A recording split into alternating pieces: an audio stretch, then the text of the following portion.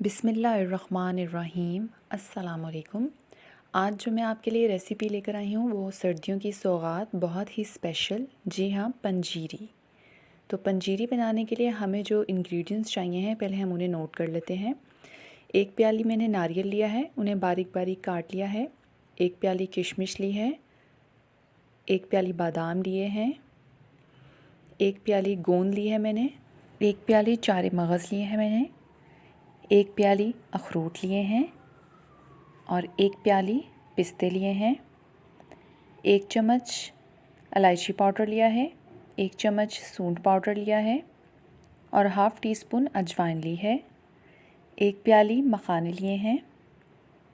اس کے علاوہ 250 گرام میں نے بیسن لیا ہے اور 1000 گرام آٹا لیا ہے۔ اب ایک پین میں ہم گھی ڈالیں گے۔ گھی آپ دیسی گھی بھی استعمال کر سکتے ہیں یا پھر دوسرا گھی بھی لے سکتے ہیں، اور سارے انگریڈینٹس کو فرائی کر کے ہم کوٹ لیں گے۔ آپ چاہیں تو گرائنڈر میں بھی اس کو گرائنڈ کر کے پاؤڈر بنا سکتے ہیں۔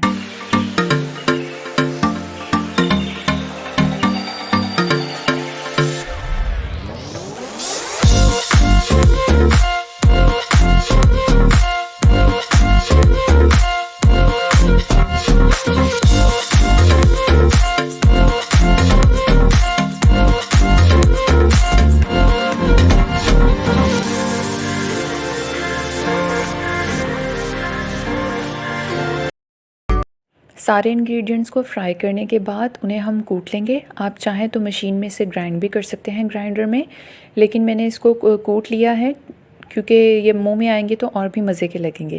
اس کے بعد پین میں ہم تھوڑا سا گھی ڈالیں گے اور ہم نے جو 1000 گرام آٹا لیا ہے اور 250 گرام بیسن، اسے ہم اتنی اچھی طرح بھونیں گے کہ اس میں سے خوشبو آنے لگے۔